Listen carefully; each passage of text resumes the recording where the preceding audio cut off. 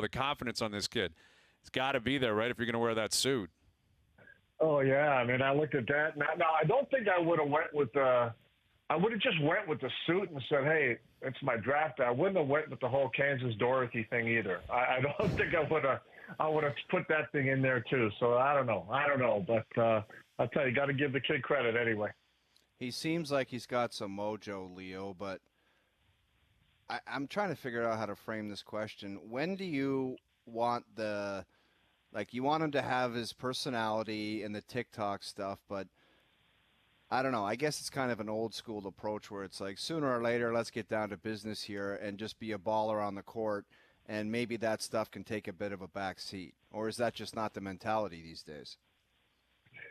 Well, I don't think, I mean, you could just tell by looking at a lot of guys, I don't think that's necessarily the mentality, but hopefully he's going to realize, and I think the best example is LeBron, right? LeBron's made it, and Steph Curry, guys like that they do a lot of things outside of the game of basketball, but they understand one thing. It's all based on who they are as a basketball player.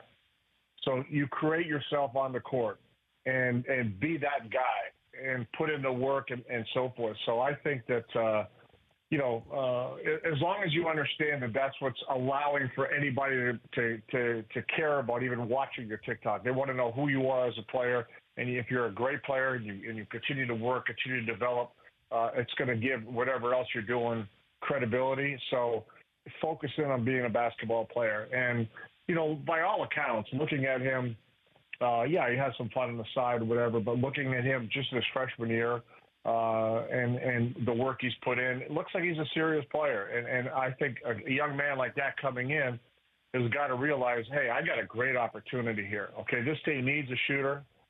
That means there's going to be an opportunity for me to come in and play in the NBA right now. And so I'm going to work my tail off. I'm going to do whatever I can to take care of all the deficiencies, weaknesses, whatever I may have in my game, so I can be on the floor making shots. Leo, I'm glad you said that about the Raptors needing a shooter, and I'm curious your take. Like, if the Raptors were drafting, say, 4 or 5 spots higher, do you think that Gradey would have been the same pick, just out of need for the Raptors, or do you think this was a need versus want situation? Yeah, no, I think this is a need.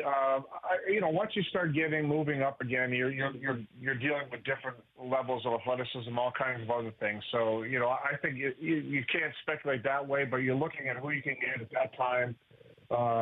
There is a need for a shooter. I mean, quite frankly, you can look at, previous summers and drafts and say, why aren't there more shooters, right?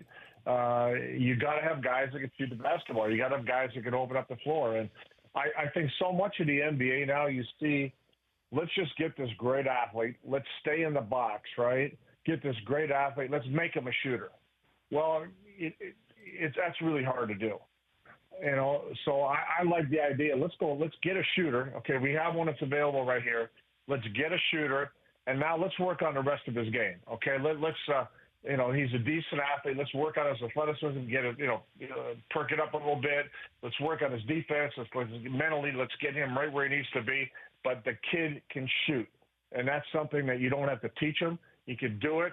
Now he's just got to figure out how to get his shot off, how to speed up his game for the NBA, and you're way ahead of the curve. So, I'm all for getting the shooter because that's what he does.